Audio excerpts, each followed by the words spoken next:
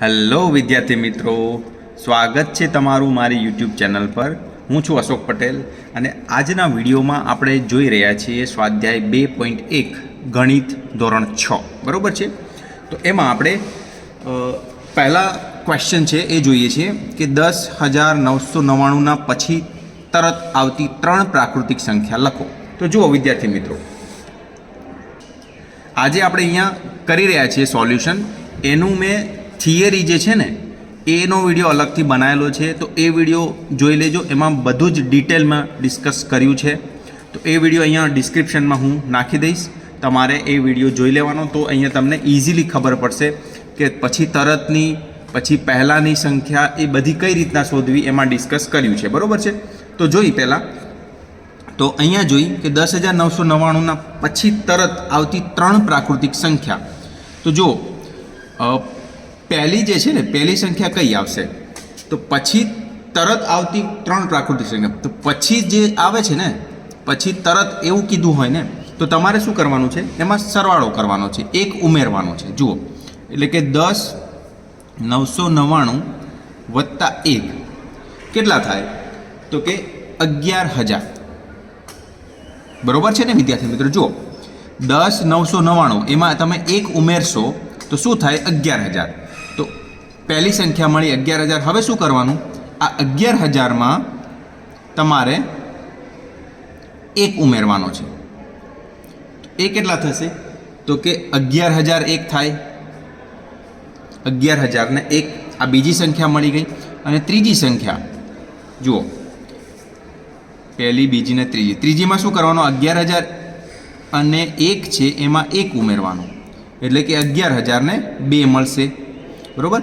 તો આ જે તમને 3 સંખ્યાઓ મળી 1, 2 ને 3 એ તમારો જવાબ થયો। એટલે 10,999ના પછીની આવતી 3 સંખ્યાઓ કઈ કઈ છે, 11,000, 11,001 અને 11,002 આ 3 તમારી સંખ્યાઓ થશે બરાબર। હવે બીજું જોઈ, બીજો છે કે 10,001ના પહેલાં તરત આવતી 3 પૂર્ણ સંખ્યાઓ લખો બરાબર। તો જોઈએ આપણે એમાં શું કરવાનું છે, મેં કીધું એ પ્રમાણે। અને અહીંયા પહેલાંની વાત કરી છે, પછી હોય તો એક એડ કરવાનો, પહેલાં હોય તો એક બાદ કરવાનો। તો અહીંયા આપણે જે આપી છે 10,001 એમાંથી એક બાદ કરવાનું। તો જો 10,001 છે એમાંથી એક બાદ કરશો એટલે કેટલી આવશે, 10,000 આવશે। કેટલી આવશે, 10,000। તો આ પહેલી એક સંખ્યા થઈ। બીજી સંખ્યા જોઈ તો 10,000માંથી એક બાદ કરવાનું, પહેલાંની સંખ્યા શોધવામાં એક બાદ કરવાનું, તો એ આવશે। જુઓ વિદ્યાર્થી મિત્રો, 10,000 પહેલાં કઈ સંખ્યા આવે, 9,999 કઈ આવશે, 9,999। જો તમને ખબર ના પડે તો શું કરવાનું, 10,000માંથી એક બાદબાકી જે નોર્મલ તમે કરો છો એ રીતના બાદબાકી કરી દેવાની બરાબર। હવે ત્રીજું જોઈ કે 9,999માંથી એક બાદ કરી તો કે 9,998 આવે। એટલે કે આ જે છે ને 10,000, 9,999 ને 9,998 એ તમારો જવાબ થયો કે 10,001ના તરત પહેલાં આવતી 3 પૂર્ણાંક સંખ્યાઓ આ થશે, 10,999, 9,998 બરાબર। હવે સૌથી નાની પૂર્ણ સંખ્યા કઈ, ત્રીજો પ્રશ્ન છે, સૌથી નાની પૂર્ણ સંખ્યા કઈ। તો જુઓ પૂર્ણ સંખ્યા 0થી સ્ટાર્ટ થાય છે, આપણને ખબર છે, 0થી સ્ટાર્ટ થાય છે। મેં ઇન્ટ્રોડક્શન લેક્ચરમાં, પરિચયવાળા લેક્ચરમાં કીધેલું છે, તો એ આપણે લખી દઈએ કે 0 એ પૂર્ણ સંખ્યામાં સૌથી નાની છે બરાબર। હવે ચોથું જોઈ, 32 અને 53ના વચ્ચે આવતી પૂર્ણ સંખ્યાઓ, 32 અને 53ના વચ્ચે આવતી પૂર્ણ સંખ્યાઓ। તો આમાં 2 મેથડ અલગ અલગ કરી શકાય બરાબર છે। પહેલાં તો તમે જે 32 અને 53 આવે છે ને એની વચ્ચેની સંખ્યાઓ લખી નાખો। તો જો આ રીતના 32 અને 53, તો એના વચ્ચેની સંખ્યા વચ્ચે આવતી પૂર્ણ સંખ્યાઓ કીધું છે. તો આપણે એક તો આ મેથડ છે પહેલી રીત કે 32 અને 53 એટલે 32 અને 53 વચ્ચેની કીધી છે. તો આપણે શું કર્યું 33થી ચાલુ કર્યું અને 53 પહેલાં 52 એટલી સંખ્યાઓ લખી. હવે તમે આ ગણી જુઓ 1 2 3 4 5 6 7 8 9 10 11 12 13 14 15 16 17 18 19 20 એટલે કેટલી સંખ્યાઓ આવે છે? તો કે જવાબમાં લખી શકો 20 સંખ્યાઓ મળે. કેટલી મળે? 20 સંખ્યાઓ. હવે આમાં તમે બીજી રીત જે શોર્ટકટ રીત તમે કહી શકો એમાં શું કરવાનું છે? તો કાંઈ નહીં 53માંથી 32 બાદ કરવાના, 53 - 32 બાદ કરવાના અને એક વધારે બાદ કરવાનું. કેમ એક વધારે? કારણ કે અહીંયા એક રિપીટ થાય છે, બરાબર? એટલા માટે એક બાદ કરી દેવાનું. તો જુઓ 53 છે એમાંથી 32 બાદ કરો તો કેટલા આવે? જુઓ તમે, તો 53માંથી 32 બાદ કરીશું તો આપણને મળશે 21 અને આ એક માઇનસ છે 1 તો આવશે 20. તો જોઈ લો, બરાબર ને? જુઓ 3માંથી 2 જશે એટલે 1 અને 5માંથી 3 જશે એટલે 2 અને આ -1 તો આપણે અહીંયા છે જ એટલે 20. તો આવી રીતના પણ તમને 20 સંખ્યાઓ મળે, બરાબર? તો આ રીતના તમે અગર આ નંબર લખીને કરો છો એ મેથડ પણ સાચી છે, એ થોડી લાંબી પડે. બીજી રીત તમારે ટૂંકી કરવી હોય તો એ આ રીતના કરી શકો. બેની વચ્ચે પૂછ્યું છે તો શું કરવાનું? જે ઉપરનો નંબર છે મોટો નંબર એમાંથી નાનો નંબર બાદ કરવાનો અને એક વધારે માઇનસ કરી દેવાનું, એમાંથી એક વધારે બાદ કરી દેવાનું એટલે તમને જવાબ મળી જશે, બરાબર? હવે 5મું છે પ્રશ્ન, નીચે આપેલી સંખ્યાઓના પછી તરત આવતી સંખ્યા જણાવો. પછી તરત એવું કીધું હશે ને તો તમારે એક એડ કરવાનું, એક સરવાળો કરવાનો. જુઓ તો આમાં પછી તરત કીધું છે ને તો એક એડ કરી દેવાનું. તો આમાં એડ કરી તો શું થાય? જુઓ 24 40 702.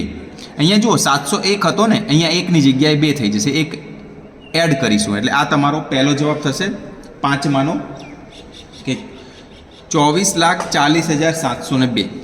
હવે આ બીજું છે એમાં એક એડ કરી તો જુઓ 10 એકમ દશક 100 હજાર દશક લાખ, 1 લાખ અને 199 એ છે, એમાં એક એડ કરીશું એટલે 1 લાખ અને 200 થશે, બરાબર?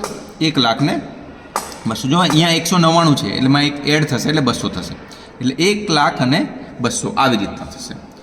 હવે સી જોઈ એમાં એક એડ કરવાનું છે તો જુઓ અહીંયા એક એડ કરીશું એટલે 9ની એક એડ થશે એટલે અહીંયા 10નું શૂન્ય થશે, અહીંયા પણ શૂન્ય થશે એટલે અહીંયા સુધી જશે એટલે જવાબ શું આવશે? જુઓ આમાં એક તમે એક એડ કરશો તો એકમ દશક 100 હજાર 10,000 લાખ 10 લાખ, તો 10 લાખના બદલે અહીંયા 11 લાખ થઈ જશે. કેટલા થઈ જશે?